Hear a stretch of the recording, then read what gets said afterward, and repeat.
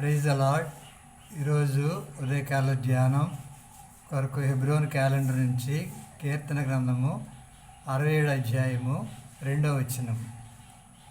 దేవుడు మమ్మను కరుణించి మమ్మను ఆశీర్వదించునుగాక. ఆయన తన ముఖకాంతి మీద ప్రకాశింపజేయునుగాక. ఉదయకాల ధ్యానంలో దేవుడు 67 కీర్తన 2వ వచనంలో మరి మొదటి వచనం చూస్తే, భూమి మీద నీ మార్గములు తెలియజేయబడినట్లును అన్యజనులందరిలో నీ రక్షణ తెలియజేయబడినట్లును. దేవుని యొక్క మరి సంకల్పము, ప్రణాళిక, ఆలోచనలు ఎంతో ఉన్నతమైనవి, గంభీరమైనవి. అది మానవ జ్ఞానమునకు గ్రాహ్యము కానివి. కనుక 67వ కీర్తనలో దేవుడు మమ్మను కరుణించి, దేవుడు మానవులను కరుణించి ప్రేమించి ఏ అర్హత యోగ్యత లేకపోయినప్పటికీ ఆయన జ్ఞాపకం చేసుకుంటూ ఉన్నాడు. కీర్తన గ్రంథం 8వ అధ్యాయం చూస్తే, మానవుని జ్ఞాపకం చేసుకునటానికి ఏపాటివాడు, నరపుత్రుని దర్శించటానికి ఏపాటివాడని కీర్తన 8వ అధ్యాయంలో జ్ఞాపకం చేస్తూ ఉన్నాడు. ఇక్కడ కూడా మనం చూస్తే దేవుడు మరి ఆశీర్వదించాలని, దేవుడు మానవుడిని ఆశీర్వదించాలని, తన మార్గములు తెలియజేయాలని, అన్యజనులలో, దేవుని ఎరగిన వారిలో, అన్యజనుల్లో దేవుని నామాన్ని తెలియజేయాలని దేవుని ఆలోచన కలిగి ఉంటా ఉన్నాడు. ఈ అధ్యాయంలో మనం చూస్తే, ప్రజలు నిన్ను స్తుతించెదరు, ప్రజలందరూ నిన్ను స్తుతించెదరు, భూమి మీద ఉన్న జనములు దేవా ప్రజలు నిన్ను స్తుతించెదరు అని జ్ఞాపకం చేస్తూ, దేవుడు మమ్మను ఆశీర్వదించును, మమ్మను దీవించును, మమ్మను కరుణించును అనే మాటలు జ్ఞాపకానికి వస్తూ ఉన్నాయి. ఈ మాటలు చూస్తే దేవుడు మరి అన్య జనాంగం నుండి ఒక వ్యక్తిని జ్ఞాపకం తీసుకుని వచ్చి అనేకులకు దీవెనకరంగా, ఆశ్చర్యకరంగా చేయడానికి, అన్ని జనులకు రక్షణను కలిగజేయడానికి మన పితరుడైన అబ్రహామునైనా జ్ఞాపకం చేసుకుంటున్నాడు. ఆది కాండము మరి 12వ అధ్యాయం, ఆది కాండము 12వ అధ్యాయం 12వ అధ్యాయము 1 నుంచి 3 వచనాలు జ్ఞాపకం చేసుకుంటే, యెహోవా నీవు లేచి దేశము నుండి, బంధువుల వద్ద నుండి, తండ్రి ఇంట నుండి బయలుదేరి నేను చూపించు దేశమునకు వెళ్ళము. నిన్ను గొప్ప జనముగా చేసి నిన్ను ఆశీర్వదించి నీ నామమును గొప్ప చేదును, నీవు ఆశీర్వదముగా ఉండు. కనుక అబ్రహాము నీకు దేవుడు ప్రత్యక్షమయ్యి, నువ్వు దేశం నుండి, బంధువుల నుండి, మరి నీకు కలిగిన సమస్తం నుండి నీవు లేచి వెళితే నిన్ను ఆశీర్వదిస్తాను, దీవిస్తాను, అనేకులు నీలో ఆశీర్వదించబడటానికి నిన్ను గొప్ప జనముగా చేస్తాను. మరి అన్య కుటుంబం నుండి, విగ్రహారాధన కుటుంబం నుండి, దేవుని ఎరగని కుటుంబము, తెరాహు బొమ్మలు విగ్రహాలు చేస్తూ అమ్ముతూ అనేకులను మరి విగ్రహారాధులుగా చేసిన కుటుంబం నుంచి దేవుని సంకల్పము, ఆలోచనలంతో గంభీరమైనవి, ఉన్నతమైనవి అబ్రహాం జ్ఞాపకం చేసుకుని ఆ మెసొపొతేమియా నుండి ఆయన్ను తీసుకుని వచ్చి మరి బహు జనాలకి ఆయన దీవెనకరంగా, ఆశ్చర్యకరంగా చేయడానికి ఆయన ఇష్టపడినట్లుగా మనం చూస్తూ ఉన్నాం.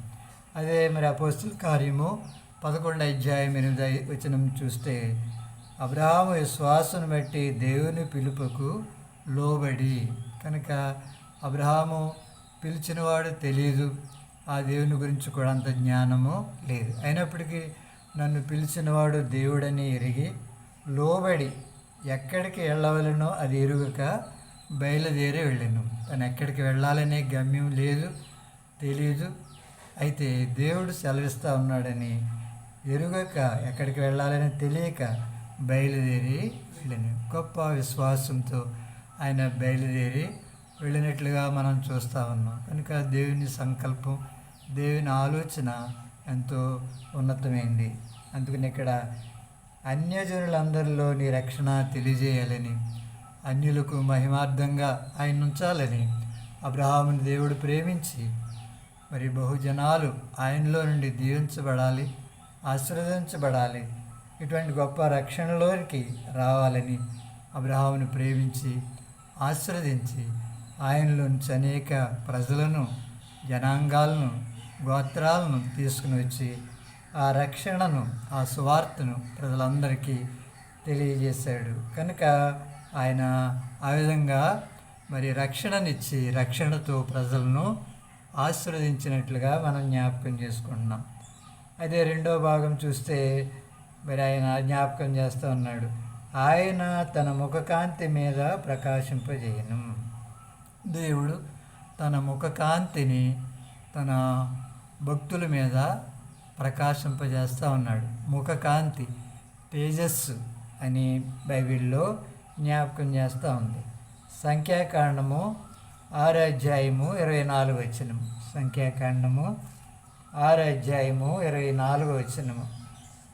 యెహోవా నిన్ను ఆశీర్వదించి నిన్ను కాపాడునుగాక.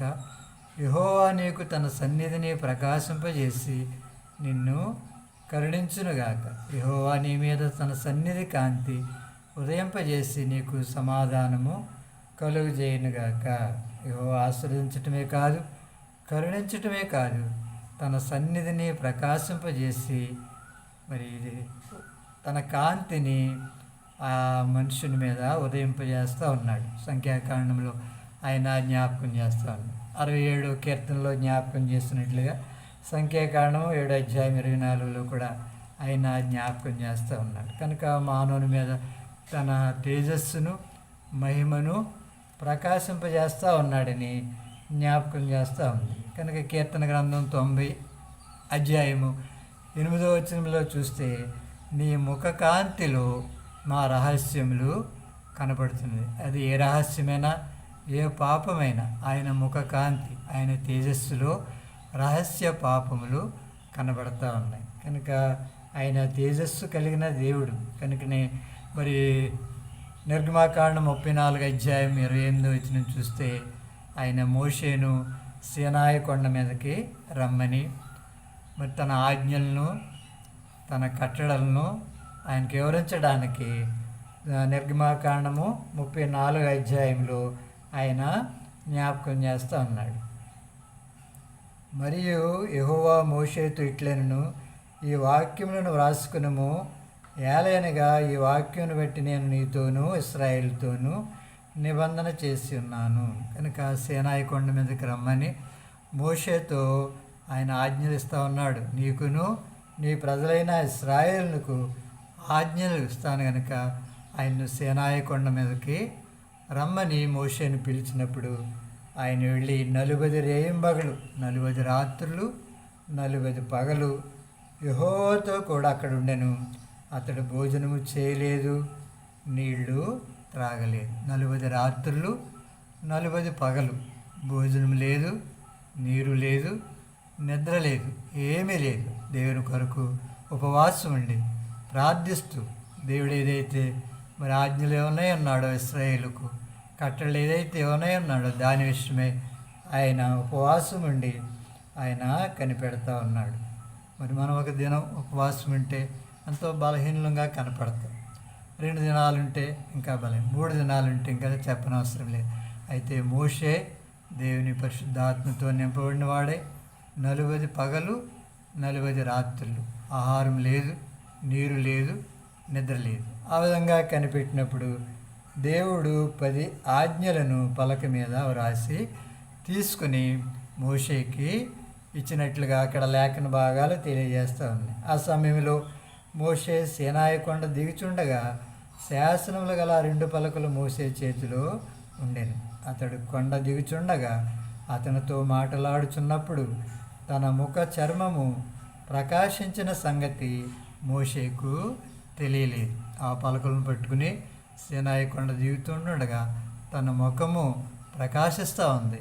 ఆ సంగతి మోషేకు తెలియలేదు. అయితే అక్కడ అహరోను, ఇశ్రాయేల్ అందరూ మోషే వచ్చుట చూచి, అతని ముఖము ప్రకాశించుట చూచి అతన్ని సమీపించటానికి భయపడి వాళ్ళు వెరుస్తూ ఉన్నారు. తన ముఖం ప్రకాశిస్తూ ఉంది, తేజస్తో నిండి ఉంది. అప్పటికే 40 దినాలు ఉపవాసం. అయినప్పటికీ తన ముఖకాంతి, ఆ తేజస్సు ఆ మోషే మీద ఉంచినట్లుగా మనం చూస్తూ ఉన్నాం. కనుక ఆయన తన ముఖకాంతి మన మీద ప్రకాశింపజేయను. దేవుడు మరి మనుషుని జ్ఞాపకం చేసుకుని తన ముఖకాంతిని ఆయన మీద ప్రకాశింపజేసినప్పుడు మోషే ముఖ చర్మము ప్రకాశింపగా ఇశ్రాయేళ్ళందరూ మోషేను చూచినట్లుగా మనం చూస్తూ ఉన్నాం. కనుక ఈ రెండు భాగాల్లో మనం జ్ఞాపకం చేసుకుంటే 67వ కీర్తన మొదటి వచ్చింది, భూమి మీద నీ మార్గములు తెలియజేయబడినట్లు అన్యజనులందరిలో నీ రక్షణ తెలియజేయబడినట్లు. కనుక భూమి మీద జనులను, ప్రజలను, జనాంగాలను, గోత్రాలను ఆయన జ్ఞాపకం చేసుకుని, ఒక అన్యుడిని జ్ఞాపకం చేసుకుని, విగ్రహారాధికుడిని జ్ఞాపకం చేసుకుని ఆయన్ని పిలిచి బహుజనులు, అన్యులు ఆ రక్షణ స్వార్థ, ఆ రక్షణ ఆశీర్వాదం పొందటానికి అబ్రహామును బహుజనాంగాలు దేవునిలోనికి రావడానికి ఆయన ఏర్పాటు చేసుకున్నట్లుగా మనం చూస్తూ ఉన్నాం. మరి మోషే కూడా గొర్రెలు కాస్తున్న సమయాల్లో, ఆ మిద్యాను పర్వతంలో ఉన్న సమయాల్లో దేవుడు తన పిలిచి ఏర్పాటు చేసుకుని ఇశ్రాయేలు పక్షంగా నాయకుడిగా ఆయన్ను మరి సిద్ధపరిచినట్లుగా మనం చూస్తూ ఉన్నాం. కనుకనే దావీదు అంటాడు, నీ ముఖ కాంతిలో మా రహస్యం కనిపిస్తూ ఉన్నాయి. ప్రభువా, నీ తేజస్సు, నీ ముఖ కాంతిలో మేము మరి ఆ విధంగా ప్రకాశిస్తూ ఉన్నాం అని మన పితరులు జ్ఞాపకం చేస్తూ ఉన్నారు. అలాగే సొలొమోను మరి దేవుని మందిరాన్ని ఆయన కట్టి ముగించిన సమయంలో మరి మందిరంలో తేజస్సు దిగినట్లుగా మనం చూస్తున్నాం.